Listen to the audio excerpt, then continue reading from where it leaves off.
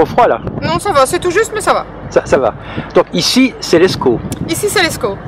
Et là-bas, c'est la Flandre. Alors, Spieren-Helkijn, qui est donc une commune à facilité, flamande, où la moitié de la population est à peu près francophone. Mais du côté flamand, tout le monde parle le français. Oui, je crois, parce que déjà la moitié de la population est francophone, il y a beaucoup de bilingues évidemment, et les gens... Mais par contre, du côté francophone, il n'y a personne qui parle le flamand. Il y en a très peu, il y en a quand même quelques-uns, mais il y en a très peu. C'est fou ça, hein? Bah oui, c'est une question de tradition, parce que c'est vrai que les gens d'ici, quand moi j'étais petite et que j'allais là-bas, on parlait français, parce que de toute façon les gens d'un certain âge parlent le patois, et le patois c'est de toute façon pas ce qu'on apprend dans les écoles, donc on n'aurait quand même pas compris.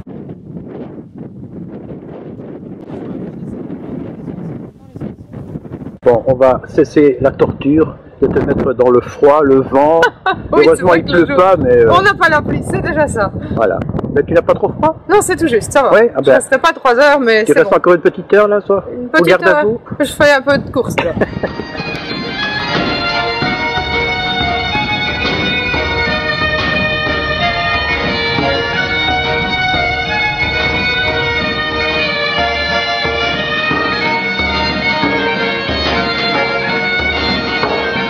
Explique-moi un peu la borne là.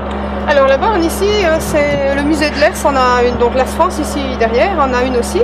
C'est une borne du temps où la Belgique n'existait pas encore, où c'était encore les Pays-Bas néerlandais. 1819. Alors, on a une date ici, 1819. Alors là-bas, derrière, on a un N qui représente Nederland. Et ici, on a un F qui représente la France. Je ne sais pas ce qu'il y a de l'autre côté. C'est ça. Je pense qu'il y avait le symbole de la France de l'autre côté. Mais Donc la Belgique n'existait pas encore. la Belgique n'existait pas encore, non. Donc ici, on est vraiment dans un terrain tout à fait... Là, c'est la France. Là, c'est la France. Là, c'est la Belgique. Là, c'est la Belgique. Là, c'est la Belgique. Là-bas, c'est la France. Donc ici, c'est la France. la route, c'est la Belgique. La frontière, c'est comme tout à l'heure avec l'Escaut. La frontière des deux pays se trouve carrément au milieu de la rue.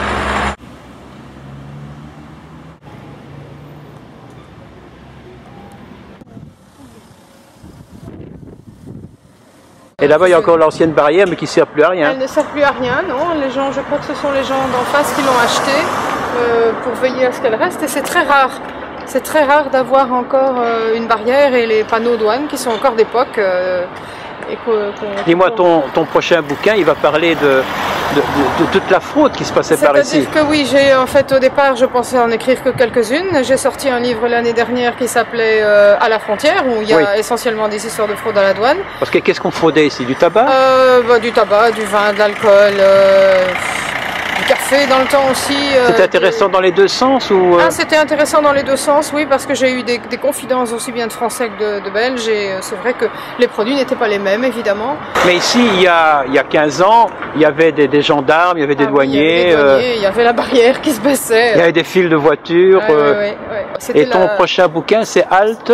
Ah, ben celui qui vient de sortir ici au mois de novembre, c'est Halte à la douane. C'est sont encore des nouvelles de fraude à la douane. Et le troisième, qui n'est pas encore fait, mais je ne connais pas encore le titre non plus, ce sera les dernières confidences qu'on m'a faites. Parce qu'un peu à la fois, les gens m'ont raconté des choses, puis m'ont présenté des gens qui ne me connaissaient pas en disant « Vous pouvez lui raconter en toute confiance, elle ne mettra pas votre nom, elle ne donnera pas de détails, etc. » Et donc c'est vrai que j'ai eu comme ça de plus en plus d'informations que je n'attendais plus. Oui. Donc, en fait, ce sont des nouvelles, quoi. Ce sont des recueils de nouvelles. Oui, des basées sur des anecdotes véridiques. Voilà. Dis, tu es vraiment, on s'en rend compte, l'écrivaine du terroir, l'écrivaine du passé. Oui. Est-ce qu'on n'irait pas, je ne sais pas, c'est une idée, mais au musée du folklore à Tournai? Pourquoi pas? Là, on serait vraiment dans l'ambiance du passé, comme si on y était. Bah écoute, pour la 4e ou 5e fois, on remonte dans la voiture et on y va. Et on y va.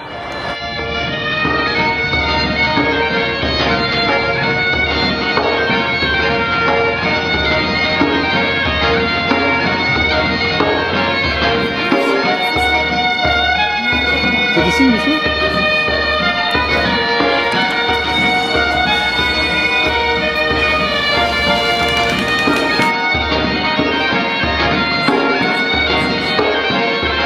Ah mais voilà les staminets, c'est ça ici? Ici, tu crois qu'ils vont nous servir à boire? Je ne crois pas, pourtant ils ont des beaux verres. Mais... Si on leur pose la question, non? À mon avis, on appelle les balottis, celui qui fait le textile, avant les bars. Tu viens souvent ici? Souvent non, mais je suis déjà venue souvent. Chaque fois que j'ai quelqu'un qui ne me connaît pas, je l'emmène ici.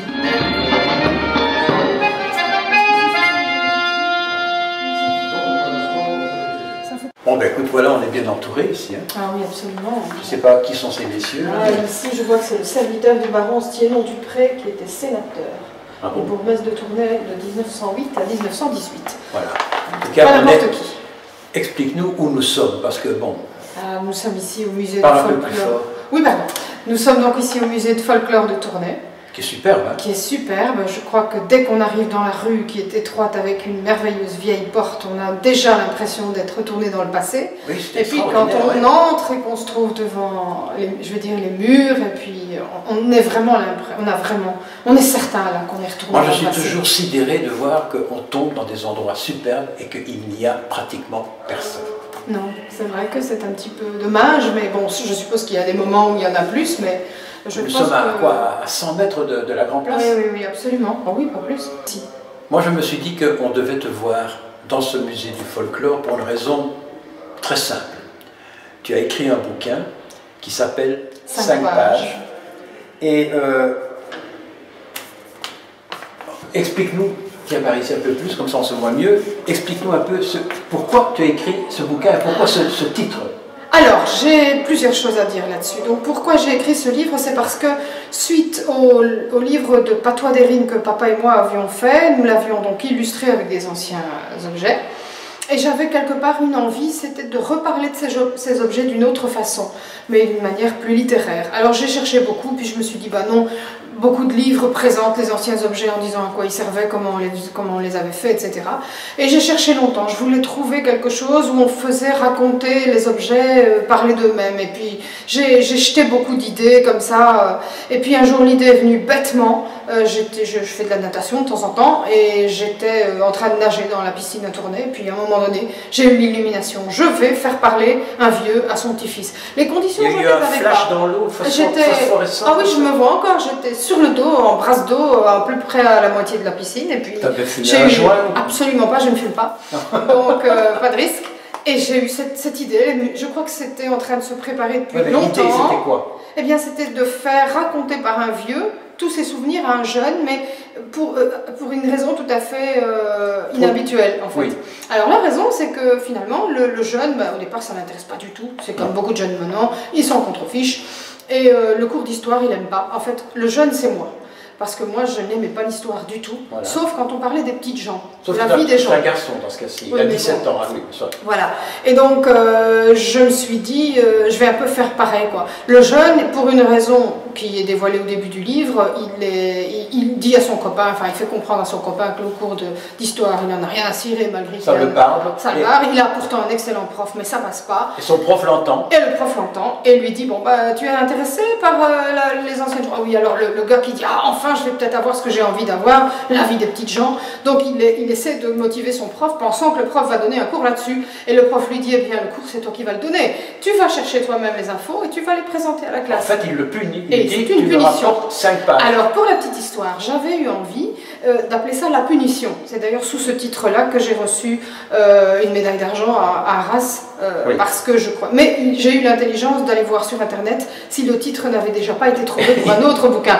Et à ma grande surprise, c'était le titre qui avait été donné à un livre de littérature genre sadomaso, quelque chose comme ça. En plus. Donc voilà, donc je me suis dit, c'est pas vraiment la même chose. Alors comme dans l'histoire, le professeur avait dit à son élève, tu me fais 5-6 pages là-dessus.